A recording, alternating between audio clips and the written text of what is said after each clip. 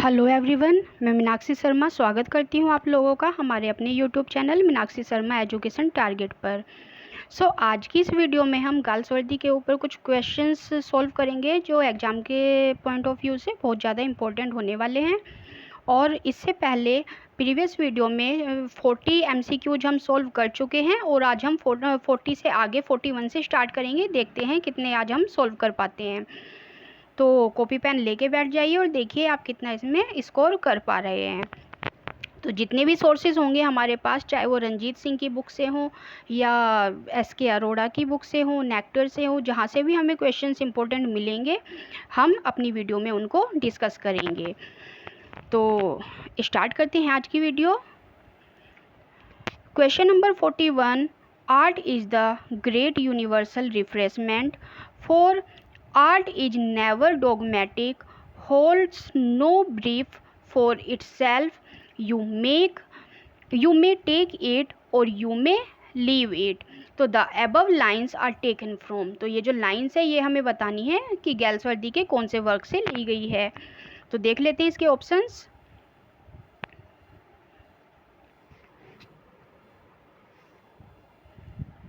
So options are flowering wilderness, made in waiting, vague thoughts on art and saints progress. तो question number 41, the correct answer will be C here, vague thoughts on art. Then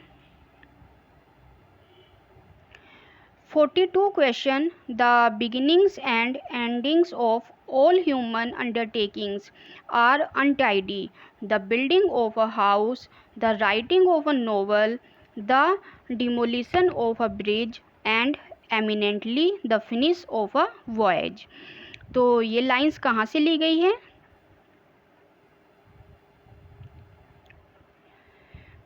तो इसका जो करेक्ट answer हो जाएगा that is A, over the river. Question number 43, how to save the old that's worth saving, whether in landscape, houses, manners, institutions or human types, is one of our greatest problems and the one that we bother least about. तो यहाँ पे पूछा गया है how to save the old, जो पुरानी चीज़ें हैं या पुराने किसी भी चीज़ के लिए बोला हुआ है यहाँ पे द ओल्ड, पुरानो जो भी पुराना है उसको कैसे सेव करना है, दैट इज वर्थ सेविंग, जो सेव करने लायक है। वेदर इन लैंडस्केप, चाहे वो लैंडस्केप पे हो, हाउसेस में हो, मैनर्स में हो, इंस्टीट्यूशंस में हो या फिर ह्यूमन टाइप्स में हो, is one of our greatest problem, ये हमारी सबसे बड़ी प्रॉब्लम है, बहुत सारी प्रॉब्लम में से एक है।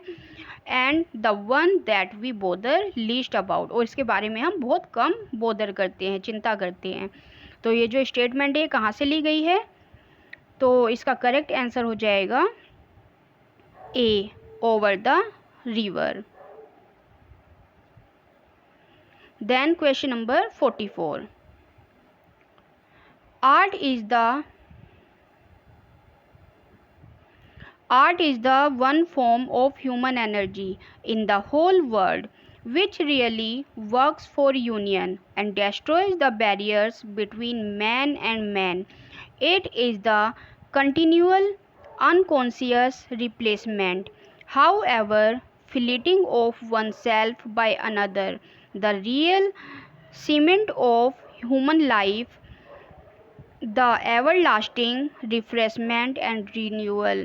तो हु सेड, तो ये जो स्टेटमेंट है आर्ट के ऊपर, ये किसने बोली है कि art is the one form of human energy, कि ह्यूमन एनर्जी का एक फॉर्म होती है art in the whole world, पूरे वर्ल्ड में, which really works for union, जो कि यूनियन के लिए, एकता के लिए वर्क करती है, एंड डेस्ट्रॉय द बैरियर्स, और जितने भी बैरियर्स होते हैं, बाधाएं होती हैं, उन सबको डेस्ट्रॉय कर देते हैं। कैसी बाधाएं? बिटवीन मैन एंड मैन, जो एक दो इंसानों के बीच में जो बैरियर्स होते हैं उनको डेस्ट्रॉय कर देती है। कौन? Art. It is the continual unconscious replacement, how ever fleeting of one self by another, the real cement of human life, the ever lasting refreshment and renewal. तो ये सब गैल्सवर्दी ने बोला है आर्ट के लिए। तो इसका करेक्ट आंसर हो जाएगा option A, John Galsworthy. Question number 45, he is. देखिए, कोटेशन लर्न करने का सबसे इजी तरीका यही है कि उसमें हम किसी वर्ड को या किसी लाइन को अगर पकड़ लेते हैं तो उसके थ्रू हम इजीली करेक्ट आंसर तक पहुंच सकते हैं। तो यहाँ देख लेते हैं question number 45, he is but a poor philosopher who holds a view so narrow as to exclude forms not to his personal taste. तो ये सब किसने बोला है? ये जो कोटेशन है ये है ऑप्शन नंबर ए, जॉन गैल्सवर्दी की। तो देखिए, पर्टिकुलर टॉपिक हमने लिया है जॉन गैल्सवर्दी, इसलिए हमारे लिए यहाँ पे इजी हो गया है कि टिक लगाना कि हम सीधे जॉन गैल्सवर्दी पे लगा रहे हैं। लेकिन यही क्वेश्चन यदि एग्जाम में आ जाएगा तो हमें बहुत ज़्यादा इसको सोचना पड़ेगा। तो सभी कोटेशंस हमें अच्छे से लर्न करके रखनी है। Question number 46, religion was nearly dead because there was no longer real belief in future life. तो रिलीजन ऑलमोस्ट क्या था? डेड हो गया था। और क्यों हो गया था? What was the reason of it? क्योंकि there was no longer real belief, क्योंकि फ्यूचर लाइफ के लिए किसी का भी कोई रियल बिलीफ, विश्वास नहीं था। But something was struggling to take its place, service, social service, and creed. The Beats Creed, who said? तो ये सारी लाइन, ये जो कोटेशन है ये किसने बोली है? तो देख लेते हैं इसका correct answer.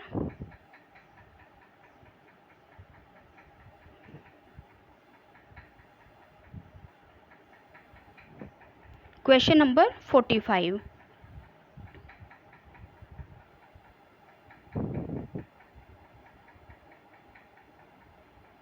It was question number 46। Yes, तो दीज आर 4 ऑप्शंस और इसमें ये कोटेशन किसने बोली है? Again the correct answer is John Galsworthy. Question number 47, when man evolved pity, he did a queer thing, deprived himself of the power of living life as it is without wishing it to become something different. तो who said? तो ये जो lines है ये किसने बोली है? तो again the correct answer is John Galsworthy. Question number 48, who quotes the following line in Justice? तो जस्टिस में ये लाइन्स किसने बोली है? The quality of mercy is not strained. तो इसका जो करेक्ट आंसर है that is A, Walter How. And who is Walter How in the play? Walter How is the son of James How. और जस्टिस जो प्ले है हमारा 1910 में ये आया था। 49 question, mute scene and trial scene occur in the play. तो mute scene और ट्रायल सीन कौन से प्ले में दिखाए गए हैं? तो इसका करेक्ट आंसर हो जाएगा A, Justice. Question number 50, law is what? It is a majestic edifice sheltering all of us who says this in Justice. तो जस्टिस प्ले में ये लाइन किसने बोली है? तो question number 50, the correct answer is A, the जज। तो जज के द्वारा बोली गई लाइन से ये। 51 question, the title of the play justice is. तो 2013 में टीजीटी में आया हुआ क्वेश्चन है ये। और जो जस्टिस प्ले है उसका टाइटल बताना है हमें कि कैसा है।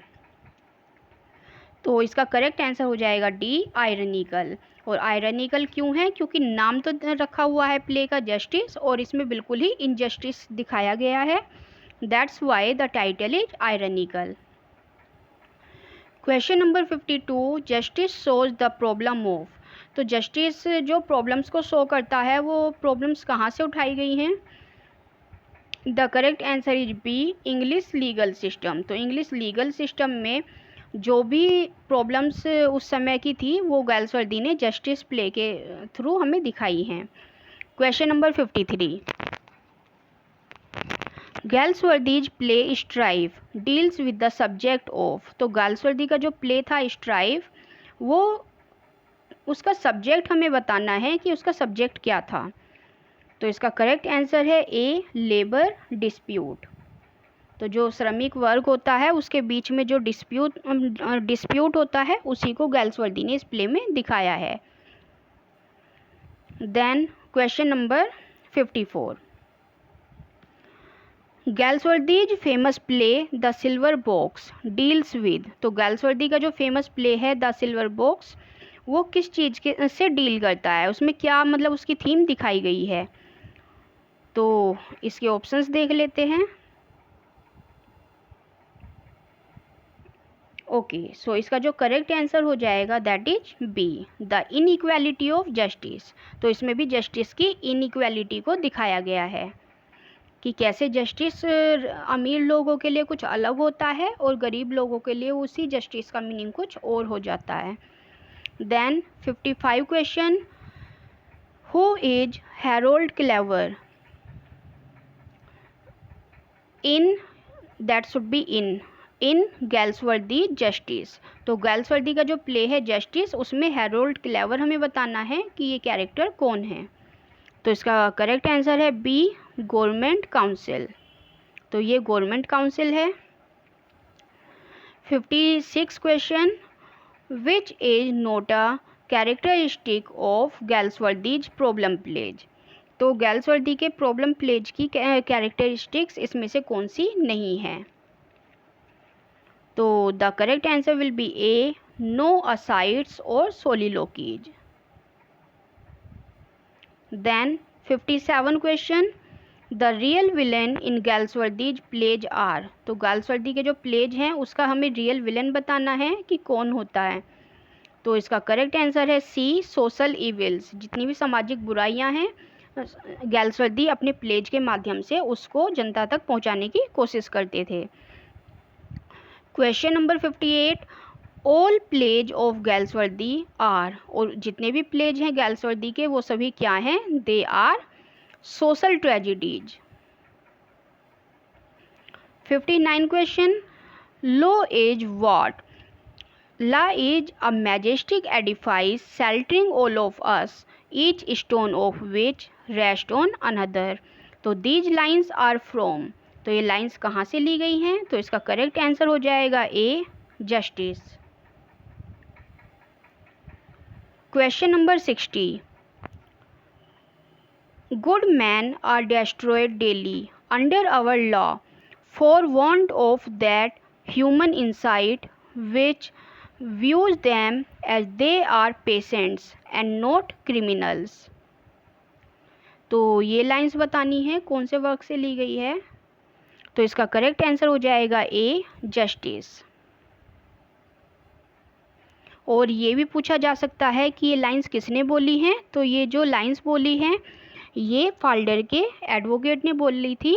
कौन, Hector Frome. 61 question, the press is प्लोराइड mercilessly and Galsworthy pleads for good sense for those who are managing the press today. Which play is referred in these lines? तो देखिए प्रेस से रिलेटेड जितना भी मटेरियल होता है वो गैल्सवर्दी के कौन से वर्क से मिलेगा, द शो। तो correct answer is A.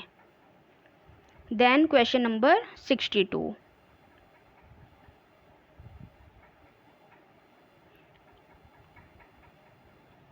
so the play is a criticism of the war.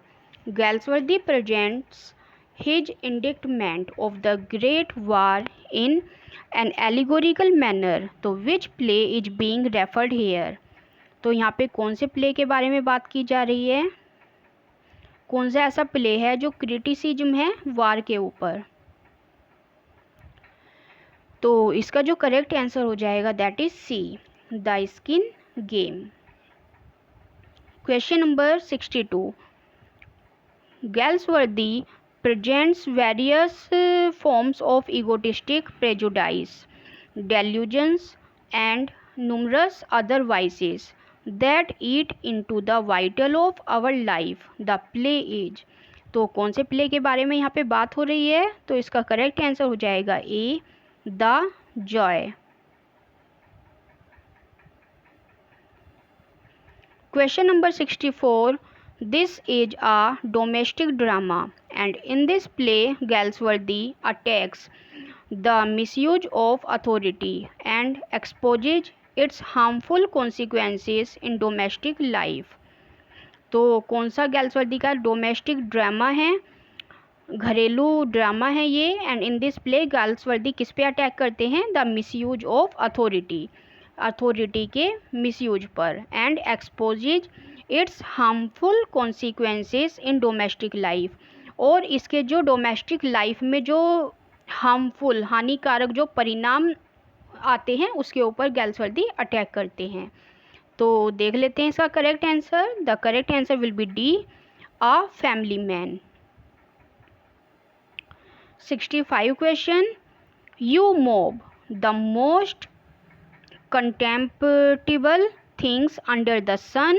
You are the things that pelts the weak, kicks women, hulls down free speech. This is today, that tomorrow, brain you have done. Spirit not the least of it.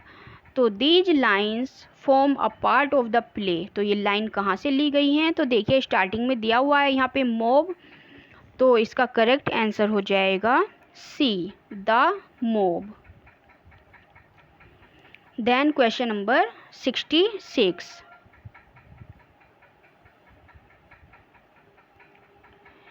The lesson underlying this play is that in ordinary course of the life, idealism should not be carried too far, because it does not play to be an extreme idealist in the world of realities. The play is, तो कौन सा play यहाँ पे जो बात की गई है, तो इसका करेक्ट आंसर हो जाएगा C, a bit of love.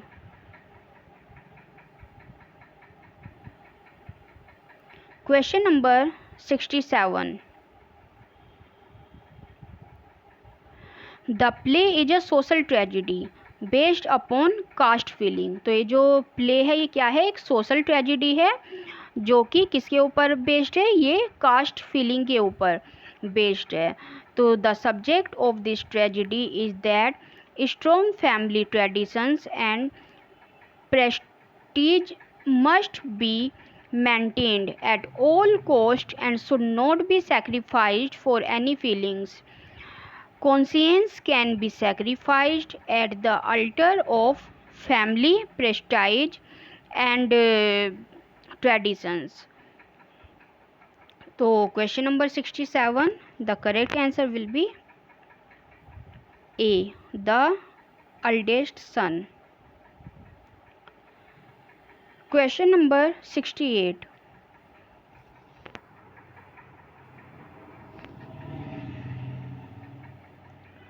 Different kinds of loyalties are presented in this play. तो इस प्ले में different kinds of loyalties, loyalties होता है वफादारी, तो अलग अलग तरह की वफादारी को दिखाया गया है यहाँ पे।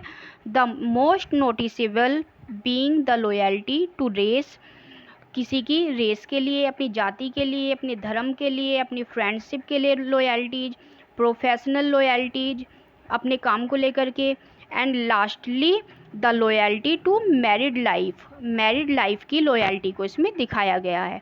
तो इसमें दिखाया है ना डिफरेंट काइंड्स ऑफ लॉयल्टीज। तो ये कौन सा वर्क है गैल्सवर्दी का, तो इसका करेक्ट आंसर हो जाएगा सी, loyalties. Question number 69. He was one of the greatest dramatists of the school of realism and naturalism in drama. तो वो क्या थे, ग्रेटेस्ट ड्रामेटिस्ट थे, किसके, स्कूल ऑफ रियलिज्म के और naturalism in drama, and played a conspicuous part in popularising the problem play. इन्होंने problem play को क्या किया था, पॉपुलराइज किया था इन द 20th सेंचुरी। तो 20th सेंचुरी के हमारे राइटर बताने हैं हमें कौन थे ड्रामेटिस्ट, द ड्रामेटिस्ट एज। तो कौन से ड्रामेटिस्ट थे ये, किसके बारे में बात हो रही है, तो इसका जो करेक्ट आंसर हो जाएगा दैट इज डी, जॉन गैल्सवर्दी। तो अलग से भी क्वेश्चन आ जाता है कि कौन सी सेंचुरी से जॉन गैल्सवर्दी बिलोंग करते थे, तो 20th century. Then 70 question, his work is rooted in contemporary English life and provides a vivid and fairly accurate picture of the condition of society of the times in which he lived। तो the author is, तो author बताने हमें कौन से author के बारे में बात हो रही है यहाँ पे। The correct answer will be D, John Galsworthy. Question number 71, who defined art as the perfect expression of self in contact with the world, and his dramatic art at least is based on his reaction to the world at large। तो here correct answer will be again John Galsworthy। 72 question, let me try to culminate any bias and see the whole thing. Should an empire, one of those pure things in white coats, purged of all the prejudices, passions, and predilection of mankind, let me have no temperament for the time being, only from an impersonal point of view. So there be such a thing, am I going to get even approximately at the truth। तो यहाँ पे किसकी quotation है? Again the correct answer will be B, John Galsworthy. 73 question,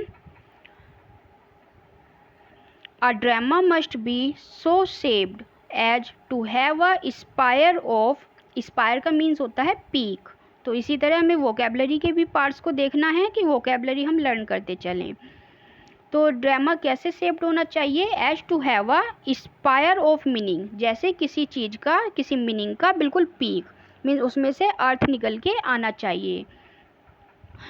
every grouping of life and character has its inherent moral and the business of the dramatist is to pose the group as to bring that moral poignantly to the life of the day। तो यहाँ पे pose होता है stand, खड़ा करना। तो इसमें क्या बताया गया है? Every grouping of life and character, character और जो लाइफ है, लाइफ और कैरेक्टर्स की जो ग्रुपिंग है, हैज इट्स इनहेरेंट मोरल, इसका क्या होना चाहिए? मोरल होना चाहिए। And business of the dramatist, और जो ड्रामेटिस्ट का जो बिजनेस है, is the pose the group, इसका है पोज मीन्स होता है खड़ा करना या निकालना। As to bring that moral poignantly, और पोइगनेंटली होता है तीखेपन से, to light of day. Okay, तो हु पॉइंटेड आउट दिस।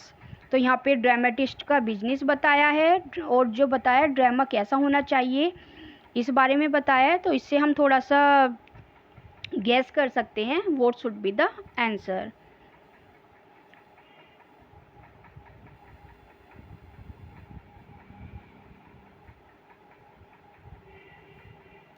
तो देख लेते हैं इसके ऑप्शंस।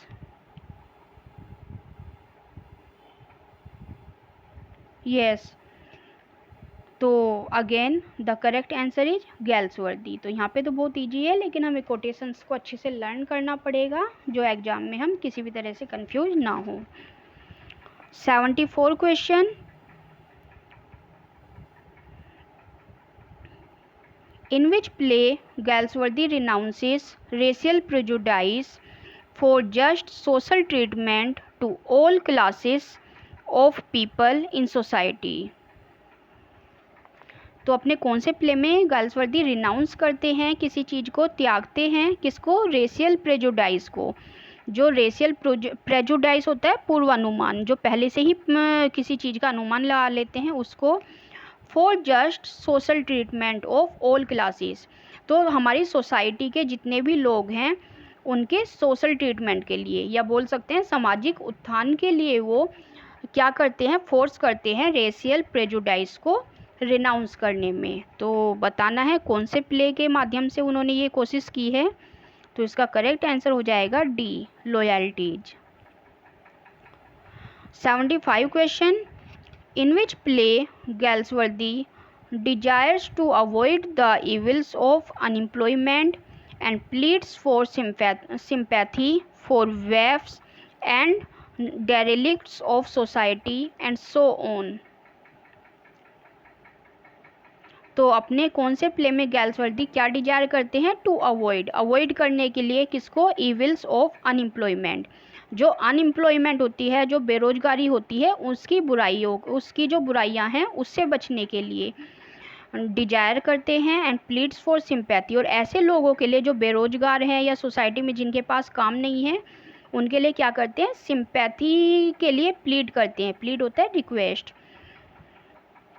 तो कौन से वर्क के बारे में यहाँ बात हो रही है, तो इसका करेक्ट आंसर है सी, silver box.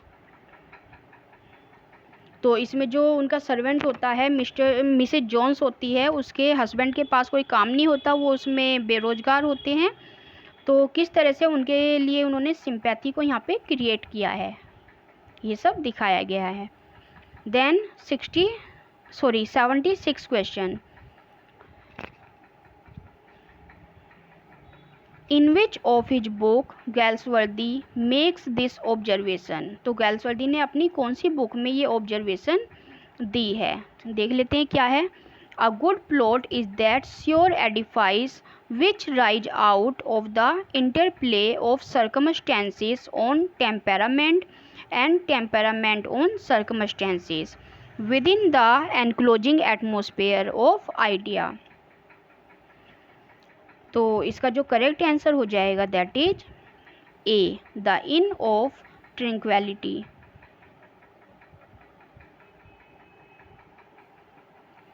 77 question, in the case of dash it often happens that an incoherent ejaculation or a clumsy gesture is more eloquent than a fine speech because it hints at the unplumbed depths of agony suffered by the dumb animals of human race। तो इसका correct answer हो जाएगा A, गैल्सवर्दी।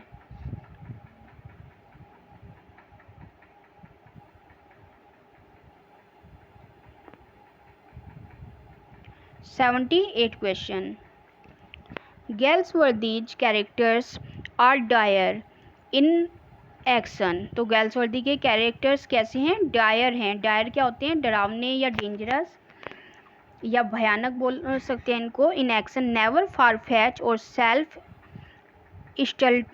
stultifying, they are always drawn from the average man and woman of our immediate surroundings। So who remarked it? तो किसने ये lines बोली हैं। तो question number 78, the correct answer will be A here, लियोन सहलिट। Then question number 79, Galsworthy's first published work in 1897 is a collection of short stories। तो Galsworthy का जो फर्स्ट पब्लिश्ड वर्क था वो आया था 1897 में, और वो क्या था, कलेक्शन ऑफ शॉर्ट स्टोरीज। तो कौन सा वर्क था ये, तो the correct answer is A, from the four winds. तो इसको हम इम्पोर्टेंट मार्क कर सकते हैं क्योंकि ये एग्जाम में हमारा क्वेश्चन, इस तरह के क्वेश्चंस आ जाते हैं। Then question number 80,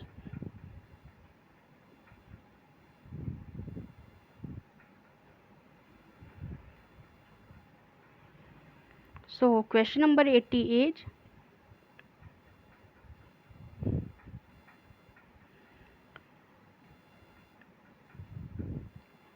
the first work of Galsworthy that was published in 1904। तो गैल्सवर्दी का फर्स्ट वर्क बताना है यहाँ पे जो 1904 में पब्लिश हुआ था, अंडर हिज रियल नेम, उनके रियल नेम से, क्योंकि इससे पहले जो है वो अपना सिडोनिम यूज करते थे अपने वर्क्स को पब्लिश कराने के लिए। सिडोनिम होता है काल्पनिक नाम, लेकिन 1904 से उन्होंने अपना रियल नेम शुरू कर दिया था। किससे? अपने वर्क द आइलैंड फेरीज से। तो question number 80, the correct answer will be A here, the island ferries. तो आज की वीडियो में सिर्फ इतना ही। नेक्स्ट वीडियो में हम इसके कुछ और इम्पोर्टेंट पार्ट्स लेकर आएंगे, और भी इम्पोर्टेंट काफ़ी सारे क्वेश्चंस हैं हमारे पास। तो आज की वीडियो अगर आपको पसंद आई है तो वीडियो को लाइक कर दीजिए, और चैनल पर नए हैं तो चैनल को सब्सक्राइब कर दीजिए। तो मिलते हैं नेक्स्ट वीडियो में, जब तक के लिए थैंक्स फॉर वॉचिंग।